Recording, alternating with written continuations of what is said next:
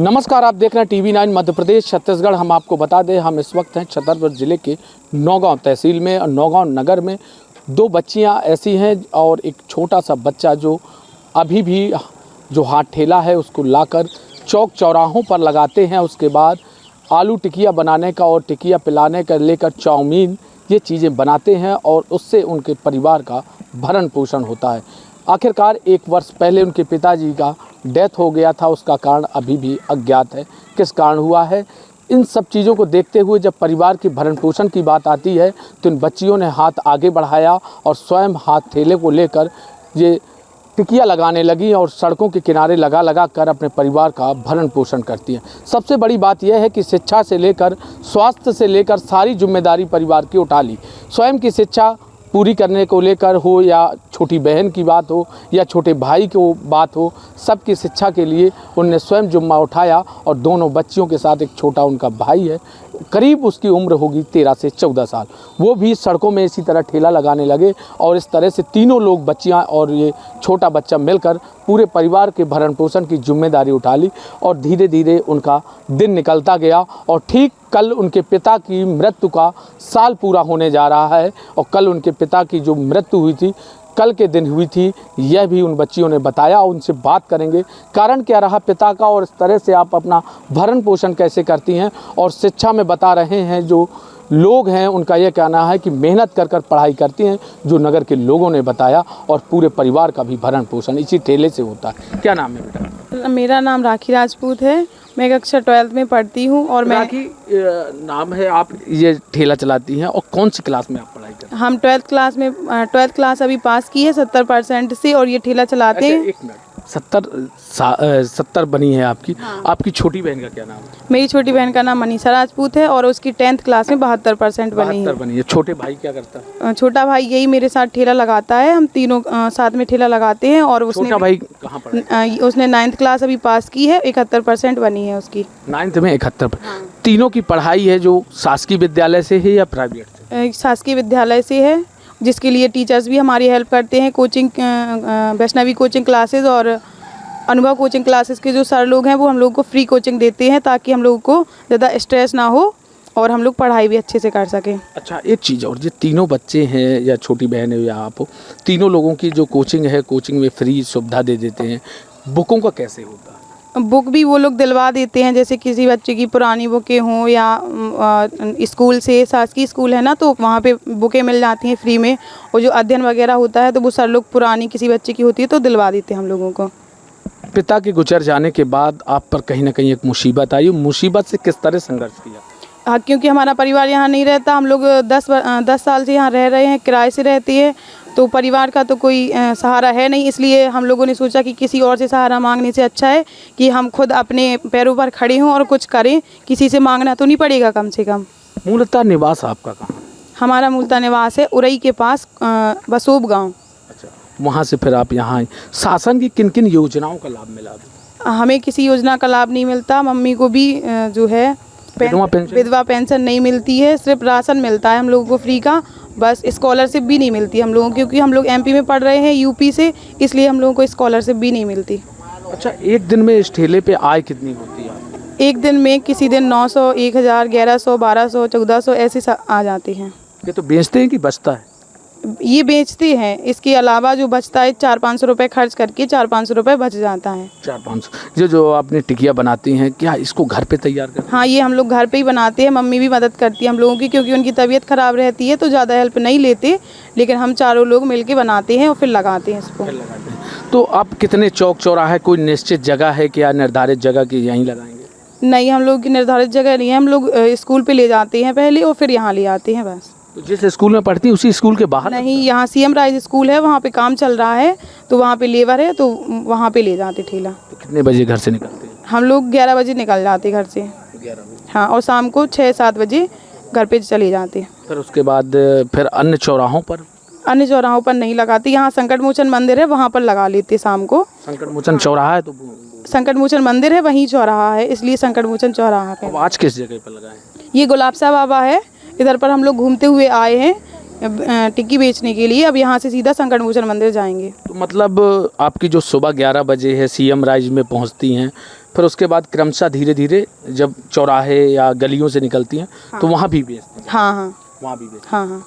अच्छा, एक चीज़ ये सामने आ रही है कि जैसे आपने कहा गलियों में चौराहों में बेचते हैं, और उसके बाद आप शिक्षा पर किस टाइम, पढ़ाई किस टाइम करते हैं? जब हम लोग सुबह उठते हैं 4 बजे उठ जाते हैं तो 6 बजे तक हम लोग पढ़ाई कर लेते हैं, उसके बाद ठेला लगाते हैं और शाम को जब 7 बजे घर पहुंच जाते हैं तो खाना आना खा के 8 बजे से 10 बजे तक पढ़ाई करते हैं। इस तरह हम लोग पढ़ाई भी कर लेते हैं और ये काम भी कर लेते हैं। छोटे भाई और छोटी बहन की जिम्मेदारी आपके कंधों पर। हाँ। तो मम्मी की जैसे आपने कहा कि तबीयत ख़राब रहती है तो उनका भी ध्यान रखना है, फिर दुकान का भी अपने ध्यान रखना है, इस ठेले का, फिर से पढ़ाई का भी ध्यान रखना।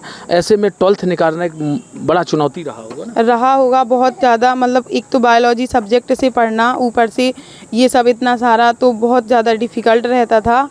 तो फिर भी मेहनत की, जितना हो सका उतना पढ़ा तो 70% बन गई। बहुत खुशी है कि काफ़ी बच्चे नहीं बना पाते, इतनी उन्हें सुविधाएं भी होती हैं वो फिर भी नहीं बना पाते। मेरी बन गई 70%, मुझे बहुत खुशी है इस बात की। और सभी टीचर्स को मैं धन्यवाद कहती हूँ कि जिन्होंने मुझे फ्री कोचिंग दी, जिस वजह से मेरी 70% बन गई। अच्छा, एक सवाल और, जैसे आपको 12 से 13 साल यहाँ नौगांव में रहते होगे नगर में, तो क्या कभी राशन कार्ड नहीं बना? नहीं, हमारा राशन कार्ड नहीं बना। जो गांव में था वही हम लोगों ने ऑनलाइन करवा लिया था, और राशन भी अभी हम लोग 2 ही साल से ले रहे हैं, पहले हम लोगों को नहीं मिलता था। 2 साल से ले। तो यहाँ के से भी हमें धौर्रा तक लेने जाना पड़ता है, यहाँ नौगांव में नहीं मिलता, हम लोगों को दूसरे गांव जाना पड़ता है। धौर्रा यूपी में आता है? हाँ, यूपी में आता है। तो कभी यहाँ के प्रतिनिधि, जनप्रतिनिधि है, उनसे चर्चा की क्या?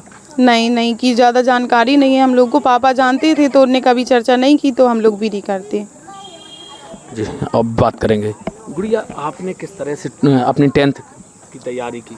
मैंने अपनी 10th की तैयारी बहुत अच्छे से की। मेरी दीदी ने मेरी बहुत हेल्प की, मेरे भाई ने भी हेल्प की, और मम्मी ने भी मेरी हेल्प की, टीचरों ने भी हेल्प की। इस तरह हमने 10th पास की और 72% बनाया है। 72 बनाया है। उसके बाद समय ज़्यादा था ठेला पे? हाँ, ठेले के बाद जो टाइम मिलता है उसी में हम लोग पढ़ाई कर लेते हैं अच्छे से।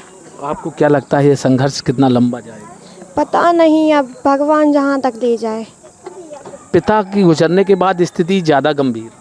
हाँ, गंभीर तो बहुत थी, लेकिन फिर भी हम लोगों ने संभाल लिया। इस संभालने की स्थिति में सबसे ज़्यादा योगदान किसका मानती? सभी लोगों का है, ज़्यादातर मेरे नाना जी, बड़े पापा और सभी का है। संघर्ष तो आप लोगों का, तो बड़ी बहन का है ना सबसे ज़्यादा? हाँ, सबसे ज़्यादा दीदी का और भाई का है। भाई का और दीदी। छोटू कौन सी क्लास में पढ़ती हो? 9th में। 9th में। इस बार कितने % मारी है? 71%। पढ़ाई करने में कितनी मदद मिलती है आपको दीदी से? मिलती है, बहुत सारी मिलती है, लेकिन ठेले पर भी रहते हैं तो जितना पढ़ पाते हैं तो उतना पढ़ लेते हैं। और वहाँ की दीदी पढ़ाती हैं, फिर दिन भर ठेले पर रहते हैं बस। ज़्यादा भीड़ जब रहती होगी ठेले पे तो कैसे टिकिया लोगों को पिलाते हैं? वो आदत पड़ जाती है ना, पिलाते पिलाते जल्दी जल्दी पिलाने लगते हैं, तो इस तरह जल्दी जल्दी पिला लेते हैं। आपको ये काम करते हुए अच्छा लगता है? नहीं। कैसा लगता है? क्या? कि अगर आज पिताजी होते तो शायद ये काम नहीं करना पड़ता। पढ़ाई करते। पढ़ाई में आप होशियार हैं? हाँ। तो आप क्या चाहते हैं कि अगर पढ़ाई, अगर आपको ठेला पे ना लाया जाए और पढ़ाई का कोई जिम्मा उठाए, या कोई राजनेता यहाँ का जिम्मेदारी ले ले, तो कितना आगे जा सकते हैं? कोशिश करेंगे ज़्यादा से ज़्यादा आगे जा सकें और अच्छा से अच्छा पढ़ सकें। अच्छा से अच्छा पढ़ सकें। गुड़िया, एक चीज़, जैसे आपने कहा दीदी का बड़ा योगदान रहा पढ़ाई को लेकर, मगर एक अगर बड़ी बात यह भी है कि जैसे पढ़ाई, दीदी का सहयोग, ठेले का सहयोग, सब आप पूर्णता करती जा रही हैं, तो उसके बाद सबसे ज़्यादा आपको अब आगे का संघर्ष पढ़ाई के साथ, जो आपने 10th के बाद या इंटर करेंगी, उसके बाद आगे का क्या रहेगा? आगे अब पता नहीं, लेकिन जो होगा अच्छा ही होगा। इंटर में आपने 70% आपकी बनी थी, आगे क्या रहेगा पढ़ाई को लेकर? आगे का अगर कोई मदद करेगा तो हम बीएससी नर्सिंग करना चाहते हैं, अगर कोई नहीं कर रहा है हेल्प तो बीएससी करेंगे बाबू डिग्री कॉलेज से, क्योंकि वो पास में भी पड़ जाता है, ठेला भी लगाना पड़ता है ना, इसलिए। अच्छा, हमने एक चीज़ और देखी, आपने बाइक चलाते हुए यहाँ से? हाँ, हम बाइक चला लेते हैं, मेरे पापा जी ने सिखाई थी, 5-6 साल से हम बाइक चला रहे हैं। इससे मदद हो जाती है मेरी थोड़ी सी। जैसे कोई अगर अचानक घर में बीमार होता तो किसी की मदद की? हाँ, तो हम ले जाते ना, पापा भी कई बार बीमार पड़े तो हॉस्पिटल ले जाते थे, किसी की हेल्प नहीं लेनी पड़ती थी, किसी के द्वारा नहीं जाना पड़ता था कि आप चलो या आप चलो, पापा को बैठाल के सीधा हॉस्पिटल ले जाते थे। नर्सिंग क्यों चुन रही हैं? नर्सिंग अच्छा लगता है इसलिए नर्सिंग चुन रहे हैं। अच्छा लगता है। ठीक है, ये थी बच्चियां जिन्होंने बताया कि पिता के गुजर जाने के बाद लगातार इसी ठेले से संघर्ष किया और संघर्ष करती जा रही हैं और संघर्ष के साथ 1 साल पूरा हो गया है। और इन बच्चियों के साथ अगर देखा जाए, बड़ी बहन के साथ ये छोटा बच्चा है और एक छोटी बहन है, उसकी भी शिक्षा को लेकर जिम्मेदारी बड़ी बहन ने उठाई और अपना संघर्ष करती जा रही। हालांकि उसका यह कहना है कि 70% मेरी जब बनी थी तो मैं अंदर से बड़ी प्रसन्न थी और इस आगे की पढ़ाई के लिए उसका लगातार यह है कि नर्सिंग करने का, मगर कोई मदद करेगा तब, अगर मदद नहीं करेंगे तो बीए तक ही कि उनकी पढ़ाई की जो उनके पास आय है उसके हिसाब से बीए की परीक्षा तो ज़रूर करेंगी और उसको उत्तीर्ण करने का भी प्रयास करेंगे। संघर्ष लंबा है, अब देखना यह होगा कि यहाँ के जो जनप्रतिनिधि अगर उनका सहयोग करेंगे तो हो सकता है उनकी अच्छी पढ़ाई यहाँ से मिल सके। छतरपुर से TV9 के लिए प्रदीप सिंह।